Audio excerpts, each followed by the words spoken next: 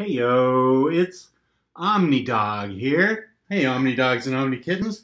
I got a request to do a video at my diner booth drinking a root beer float. Problem, I don't have any ice cream. But I do have root beer, so I can do this root beer review with at least root beer. And I'll show you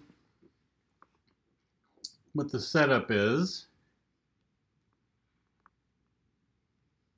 There's the pink and blue. And there's the stuff here. It's kind of a little workbench for me. As you can see, I have a broken Harley statue. She fell and broke, and I have to decide whether it's worth fixing her or not. It's not my favorite statue, so can't really decide. Maybe I'll fix it, maybe I won't. But the root beer reviews today are, the first book is going to be, I'm going to have to lean in for this one, Rogue and Gambit. It's a thin marble trade, which I love. I love the thin marble trades. So, Rogue and Gambit, for those of you who don't know, and that included me, are a thing. An off-again, on-again thing. And this book has them going undercover as a couple to kind of like a Paradise Island type of thing where it turns out that mutants are disappearing from. And so they're undercover as a mutant couple trying to find out what's going on there. And the adventure goes from there. And it's by Kelly Thompson, who I really like a lot. Here's what some of the art is like. And it does a good job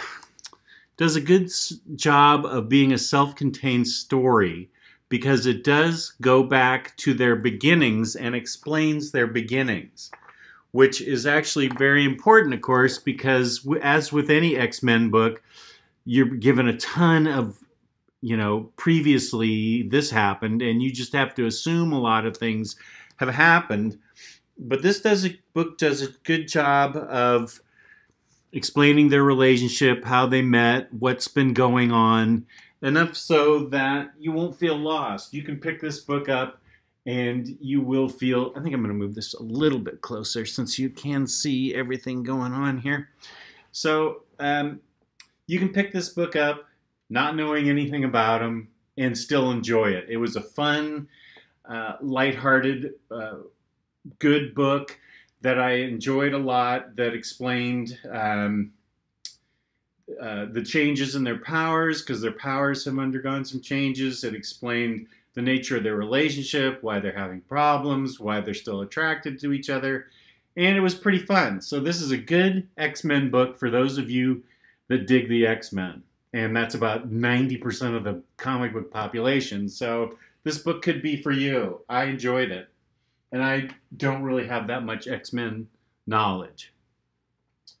The next book I read was Postal, Volume 7. Now, this is the final, for now, book in the Edenverse.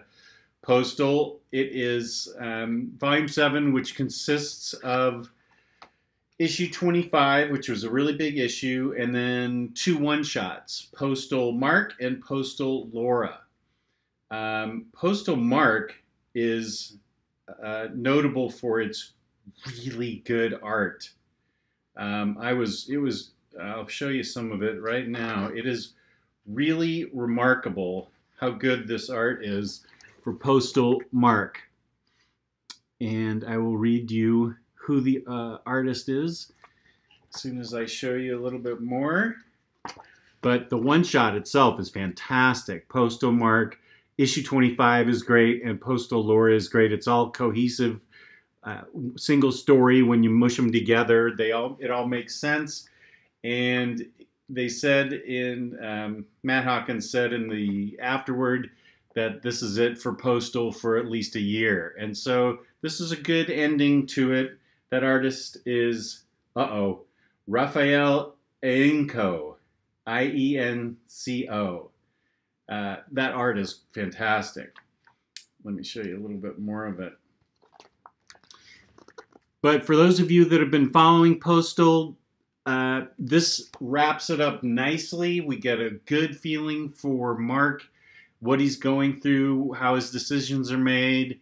Laura, what's really important is issue 25 shows us a very dark, deep part of the backstory that we didn't know until recently.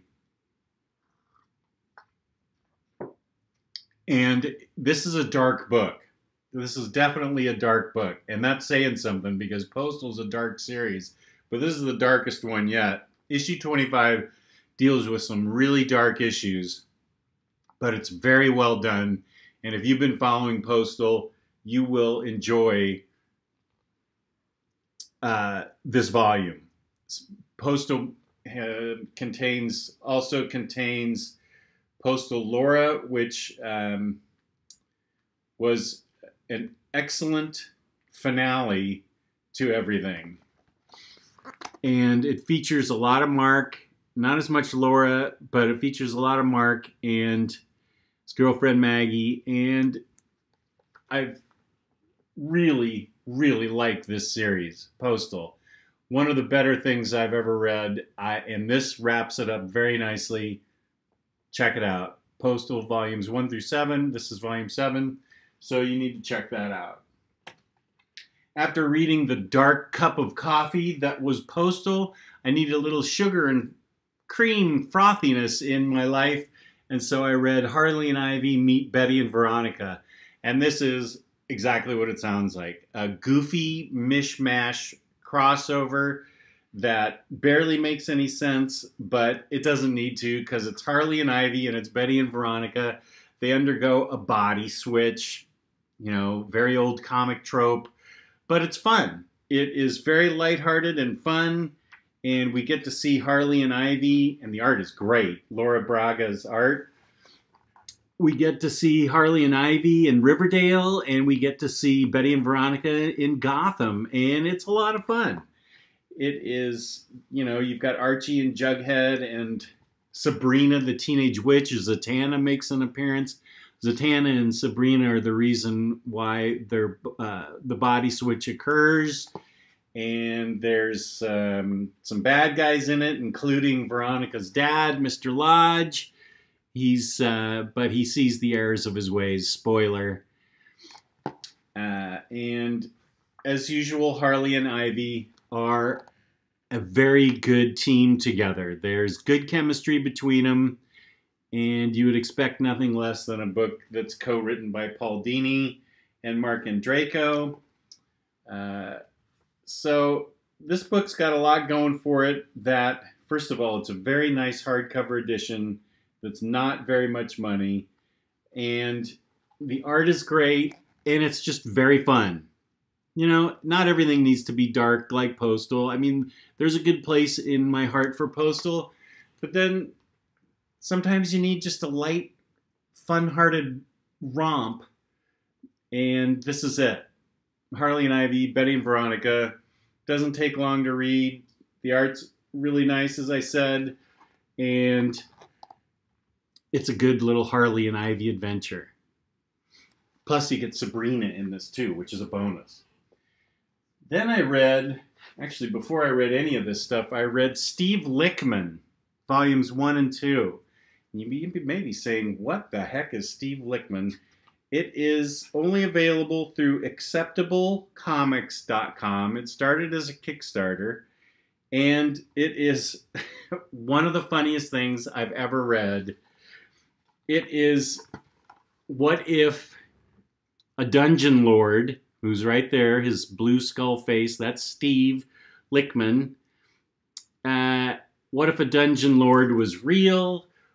And had friends that were monsters from like a typical RPG or Dungeons and Dragons type scenario? What if he had friends like Dracula here? What if the friends were all kind of losers who couldn't score with girls? They were all monsters that wanted to meet and find girls, but they were having trouble doing that because they all have such self-loathing and low self-esteem.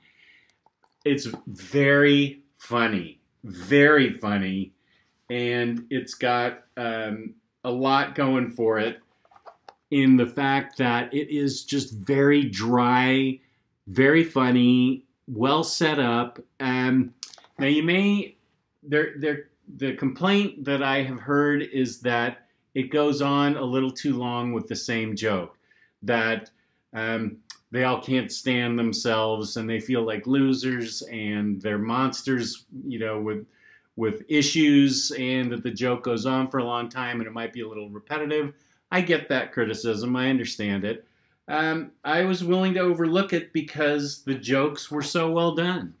It is just very funny, and I found the whole thing a hoot. There's a Dracula is a very good friend of Steve's. Steve is the dungeon lord, and a new vampire comes into town and threatens Dracula's friendship with Steve, and that's where, and we've also got this eyeball creature who's a big stoner. So there's pot and booze and sex and not very much violence. Well, there's a little violence in it too, but it's all Dungeons and Dragons spoofiness. And I just got a huge kick out of this book. It's $25 a book. Very nice hardcover books from Acceptable Comics. And let me give the creators their props here. David Raposa and Daniel Warren. And I just got a huge kick out of this. I just thought it was really well done, really funny, and worth my $50 for 2 issues. This one is even thicker. The second volume of Steve Lichman focuses more on Dracula. Dracula ends up going back to his castle and doing nothing but eating pizza and watching TV and looking at porn on the internet. He's got a magic mirror that talks to him, and it still involves trying to get rid of this rival vampire that shows up in town and all the changes that these guys go through. It is funny. It is very funny. I think you guys will dig it. It's at acceptablecomics.com. Steve Lichman, volumes 1 and 2. I think you guys will dig it. So, thanks for tuning in. Thanks for watching this special Diner Booth edition of Omnidog's Vault Root Beer Reviews. Please subscribe. Please hit the like button and leave a comment if you want. I can always respond to comments. And enjoy your day. Peace and love. Peace and love.